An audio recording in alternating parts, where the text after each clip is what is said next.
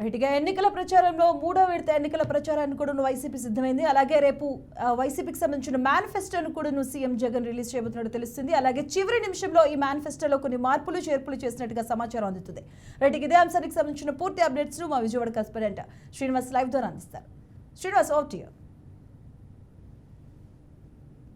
మధు, మరొకసారి ప్రజలకి మంచి మేనిఫెస్టో ఇచ్చేందుకు వైసీపీ సిద్ధమవుతుందని చెప్పుకోవచ్చు. గతంలో 2019లో ఇచ్చినటువంటి మేనిఫెస్టో ఏదైతే ఉందో అది పెద్ద ఎత్తున మహిళా సాధికారతకు, అదేవిధంగా రైతుకు, యువతకు ఉపయోగపడిందని చెప్తూ ఉన్నారు. ఆ నేపథ్యంలోనే మరొక మేనిఫెస్టో తీసుకొచ్చేందుకు వైసీపీ సిద్ధమైందని చెప్పుకోవచ్చు. ఇప్పటికే మేనిఫెస్టో మీద తుది కసరత్తు ఏదైతే ఉందో అది పూర్తయింది. ఇది ఈరోజు రేపటిలోపు మేనిఫెస్టోని విడుదల చేస్తామని కూడా వైసీపీ శ్రేణులు చెప్తున్నటువంటి పరిస్థితి. అయితే ఈసారి మాత్రం 175కి 175 నియోజకవర్గాలు 175కి 175 గెలవాలి అంటే కనుక ప్రజలకి ఇచ్చేటువంటి మేనిఫెస్టో ఏదైతే ఉందో ఆ మేనిఫెస్టో ప్రజలకు లాభదాయకమైనటువంటి ఉపయోగకరమైన మేనిఫెస్టో ఇవ్వాలని చెప్పని కూడా వైసీపీ శ్రేణులు ఆలోచిస్తున్నటువంటి నేపథ్యం కనిపిస్తుంది. దానిలో భాగంగానే వైసీపీకి సంబంధించినటువంటి ఈసారి రైతు బంధుకి అవకాశం ఇచ్చేటువంటి, అంటే తెలంగాణ మాదిరి రైతు బంధుకి అవకాశం ఇచ్చే మాదిరి కనిపిస్తుంది. మరో పక్క నుంచి టీడీపీలో పెట్టిన మేనిఫెస్టో ఏదైతే ఉందో అందులో ఆ రైతు బంధు ఇస్తున్న ఆ రైతు బంధుని ప్రవేశపెడతాం కూడా ఇటు వైసీపీ కూడా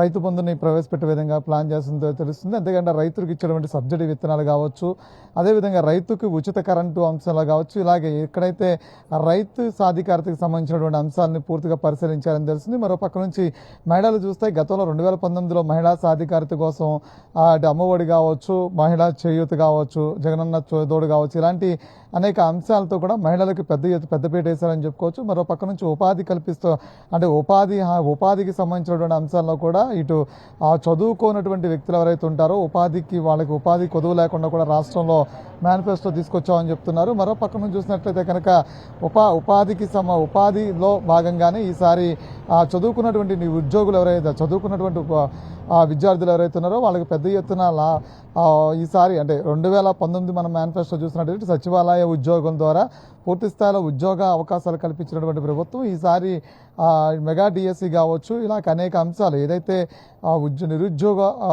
నిరుద్యోగంతో ఉన్నటువంటి యువత ఎవరైతే ఉన్నారో వాళ్ళకి పెద్దపీట వేసేందుకు వైసీపీ కొన్ని మార్పులు చేర్పులతో కూడా పెద్ద ఎత్తున మేనిఫెస్టో తీసుకొస్తుంది. అది యువతకి పూర్తి స్థాయిలో ఉపాధి కల్పించేదిలా ఉండాలని చెప్పంటూ కూడా మేనిఫెస్టోలో పొందుపరుస్తున్నామని చెప్తున్నారు. మరో పక్క నుంచి చూసినట్లయితే కనుక జగన్మోహన్ రెడ్డి ఇప్పటికే రాష్ట్రంలో గతంలో చూసినట్లయితే సిద్ధం అంటూ కూడా మొదటి విడత సిద్ధం అంటూ కూడా 4 ప్రాంతాల్లో భారీ బహిరంగ సభలు పెట్టినప్పుడు కూడా పూర్తి స్థాయిలో ప్రజా సంక్షేమానికి సంబంధించినటువంటి పలు అంశాలను చెప్పడం జరిగింది. రెండో విడతలో రాష్ట్రం అంతా కూడా రాయలసీమ నుంచి ఉత్తరాంధ్ర వరకు కూడా మేమంతా సిద్ధం అంటూ కూడా ఏర్పాటు చేసినటువంటి బస్సు యాత్రలో కూడా ప్రజలను ఉద్దేశించి అనేక సంక్షేమ కార్యక్రమాలకు సంబంధించినటువంటి పలు అంశాలను కూడా ఇప్పటికే ప్రస్తావించడం జరిగింది.